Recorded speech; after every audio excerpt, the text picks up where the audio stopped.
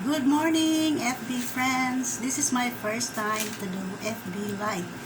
I want to share with you this concept of good housekeeping which I learned in Japan in 1993 while I was still working with a government office. 2 days ago, I had this nostalgic feeling maybe because of ECQ. I got bored already and I missed the kind of work that I did before. So I visited Google and searched 5S. Imagine, to my surprise, the concept is still the same as it was 27 years ago. So I searched more, studied a little, and just want to share it with you. Back then, our team used to install 5S in manufacturing plants and offices as first step towards productivity improvement. So what is 5S of good housekeeping? Actually, a workplace organization method that uses a list of 5 Japanese words. So what are the 5 Japanese words? Seri, Seiton, Seiso, Seketsu, and Shitsuki. There are also English words that are also S. So for Seri, sort. For Seiton, set in order. For Seiso, shine. For Shiketsu, standardize. And for Shitsuki, sustain. So 5S actually describes how to organize a workplace for efficiency and effectiveness. Efficiency versus effectiveness. Do they mean the same thing? That will be my next topic in my next FD Live. So watch for it. But that is the goal of 5S. To have efficiency and effectiveness in the workplace and in our house, in our homes. So what is the first S? Sort. Seri or sort. So here, this is the first S that requires so much time, because here you have to decide, you have to sort first what is necessary, what is unnecessary. And we have so many parts in the house, right?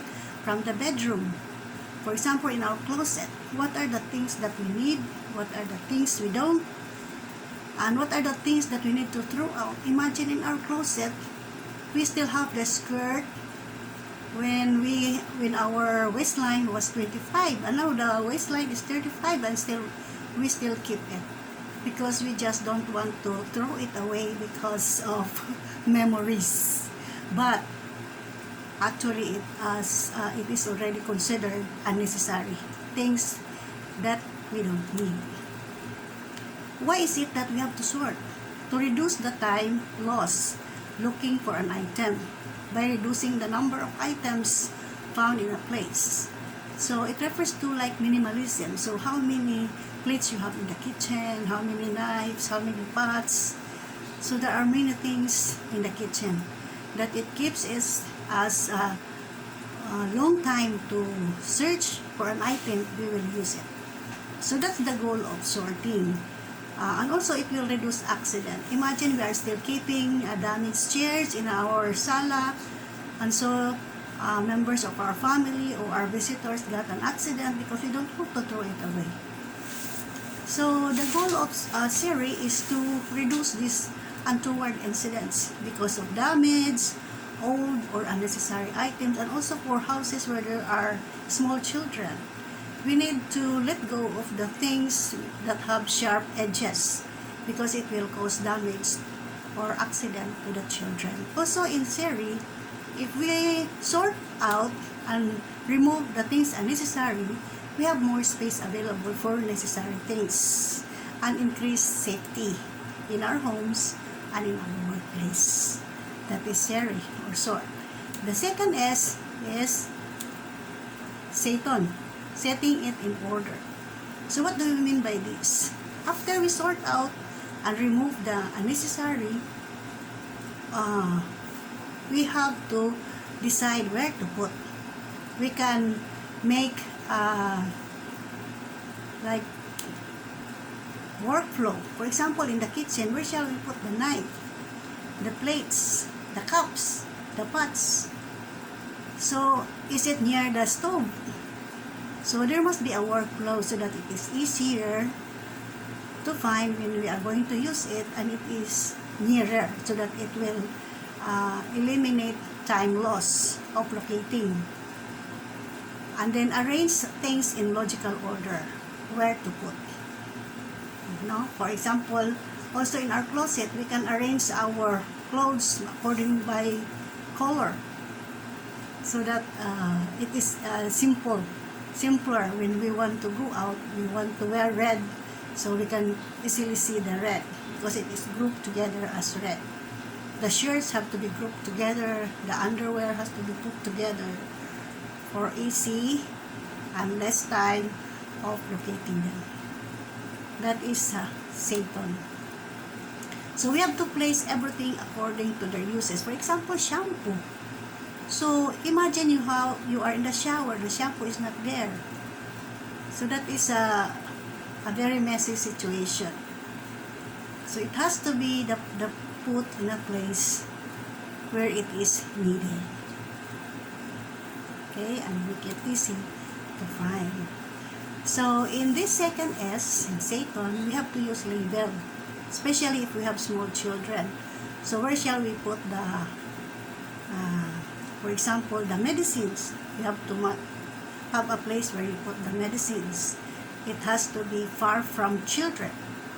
Also, the things that we do with our nails, where shall you put the nail cutter? Okay, so it must have a label. I have that before in my house when my children are small. And they were able also to be very good in housekeeping, because we used to do that in our house. So everything has its own place.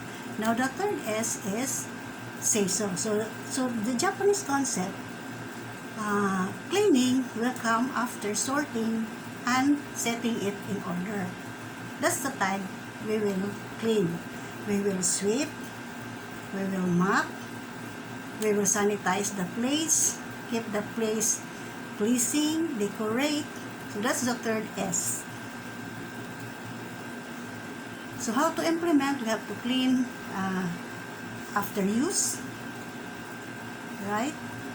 Or clean regularly. What is regular? Is it daily, every other day, weekly? For example, our stove need deep cleaning. What will be the schedule? So that will be included in the third S. And then it is related actually to the fourth one, schedule, which is standardized. So for example, in sorting, we must have a standard. How many times are we going to sort our clothes, our kitchen tools, kitchenwares? Will it be 6 months or a year? It has to be standardized. And then for the things that we don't want to throw away, what will be our standard? Put it there in the box for 6 months before throwing. Throwing doesn't mean that we will throw in the garbage. We can give it away to somebody. We can resell in a bar or barter, whatever way. As long as it is not already in the house, for example. How to implement this one? We have to develop a process or procedure. In the office, it is very formal, but in the house, like for example, how you will clean the bathroom, that will be standardized. What are the cleaning materials that to use? There is a procedure. So if deep cleaning, we will do the deep cleaning of the bathroom, in the house, how to do it?